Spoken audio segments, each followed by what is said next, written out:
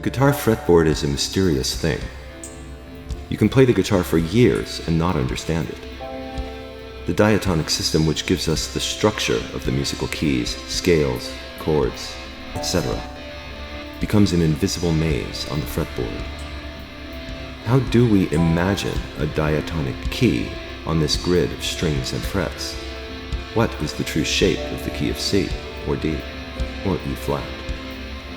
Since the fretboard is a grid, it makes sense that there should be a standard map of the positions of the notes based on some relevant criteria, turning important note groups into memorable landmarks like landmasses in the ocean or constellations in the night sky.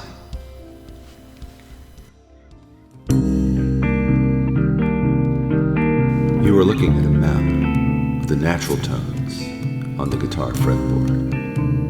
These are the notes of the key of C. The colors and shapes group the notes based on their navigational characteristics. For instance, the yellow vertical bars show where the notes align in specific fret positions. The blue ovals and semi-ovals comprise all the half steps within the key. The two boomerang shapes are the notes A, D, and G, which are not connected to any of the other landmarks. Notice that they are each preceded and followed by whole steps.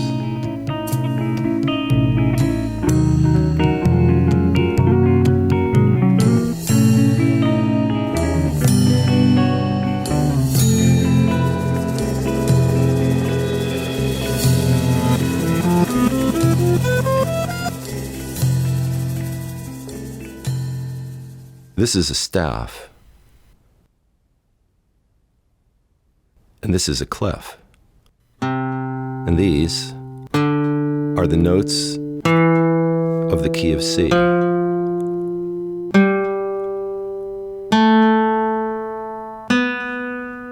notes in alphabetical order can play a scale, which can be represented by Roman numerals we call key degrees.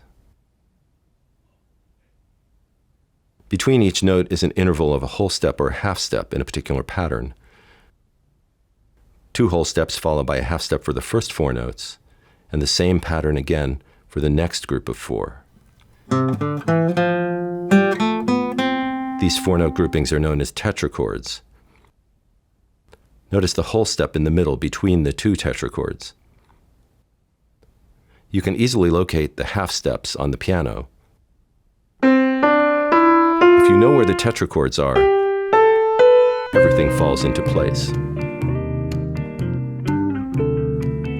Logical as the structure of the diatonic system seems on the piano, on the guitar, that structure, that symmetry, that logic seems to have disappeared. Unlike the simple repetitive black and white piano keyboard pattern, the notes of the black and white keys seem at first almost random on the guitar fretboard. Yet the tetrachords are still there, if you know how to find them.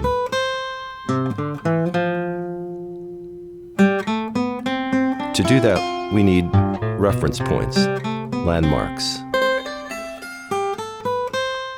The open strings, the 5th fret and the 10th fret become axis positions where notes of the key of C line up. The 11th fret has no notes belonging to the key, and the 12th fret begins the system again. We'll name each axis for its associated mode, Phrygian, Aeolian, and Dorian. There's a perfect 4th between these axes. The same interval we get between the lowest and highest notes of each tetrachord.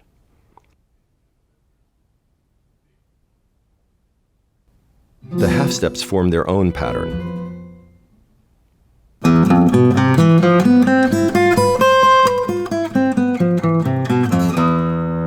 Then all we have left are 2 instances of the notes A, D, and G, and a lone G. Middle C cuts a diagonal path across the board. Likewise, C an octave below and above. If we think of the notes on the fretboard starting from the center rather than from the open strings,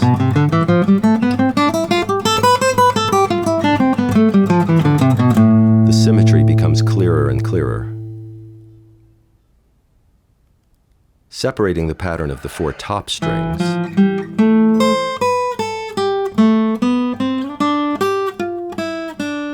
and the 3 bottom strings shows the multiple layers of symmetry. All of this applies to every key. When we swap alphabetical notes for Roman numerals, we have a fixed geometric and diatonic symmetry of note positions from one key to the next, and the next, and the next. Like constellations in the night sky, the patterns shift with the seasons. In the key of G, we find the void position has moved from the 11th fret to the 6th fret and is now at the center of the symmetry.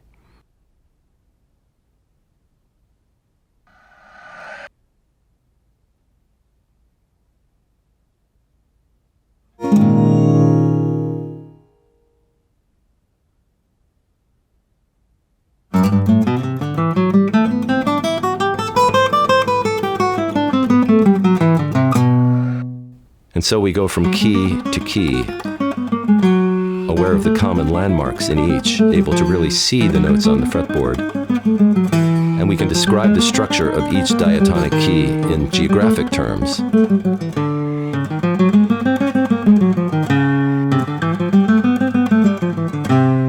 Half-step clusters, axis frets, etc. These are all regions on the terrain of the guitar fretboard.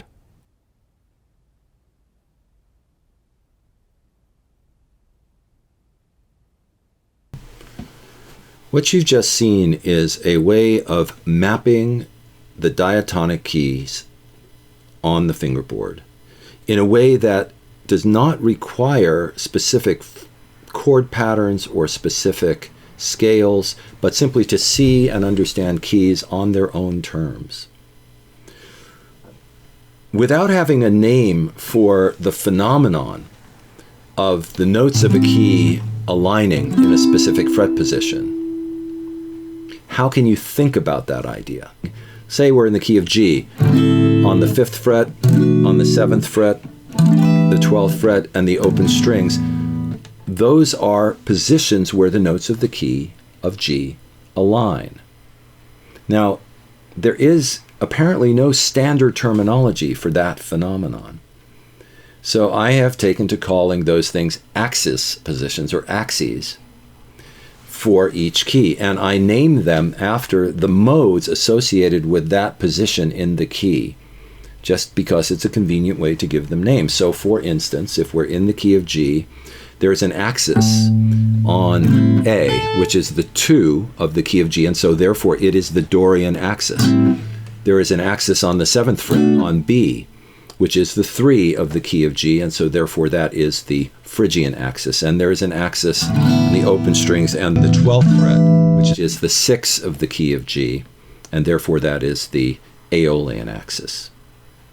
So the Aeolian axis, the Dorian axis, and the Phrygian axis are common to every key.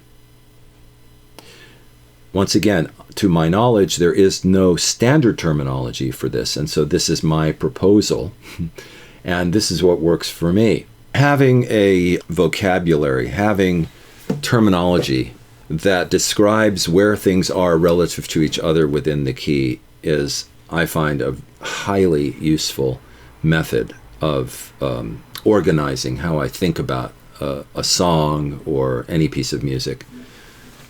There are certain patterns which become building blocks, really essential structural elements in any piece of music.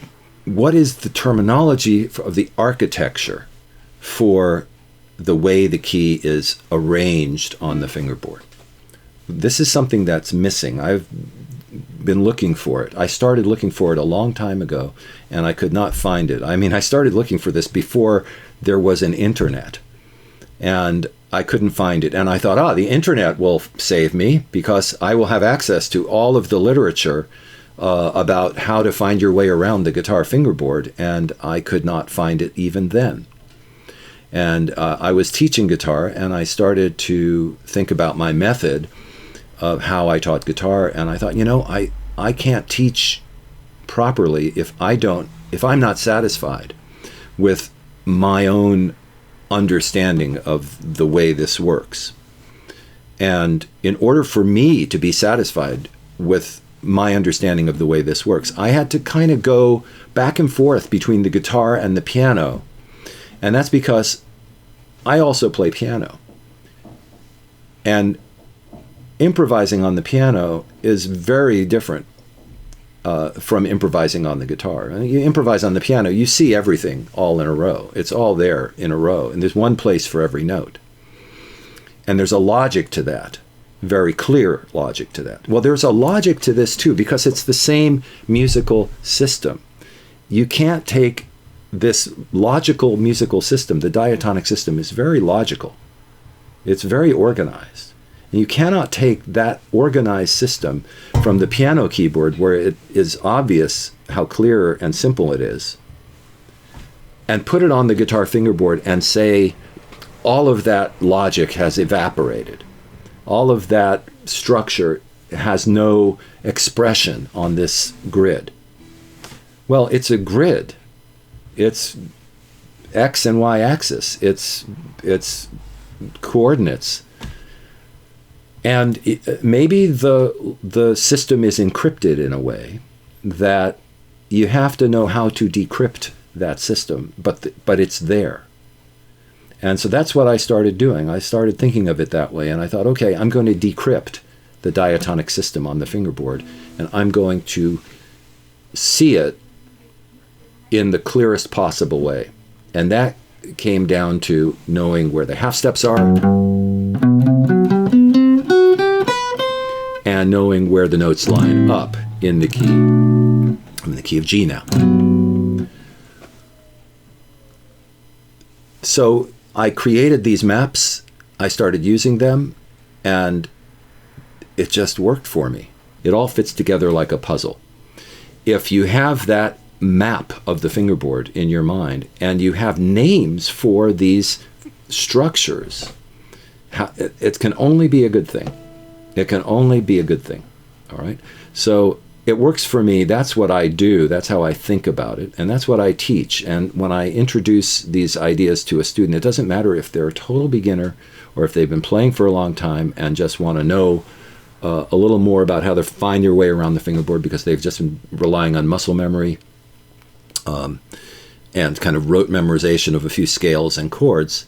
Anyone at any level can develop an understanding of the map of the fingerboard. You will find plenty of information regarding this method on my blog, photography.blogspot.com. And I will be doing a special post on the blog pertaining to this precise video, and more to come, to be continued. All right, thank you.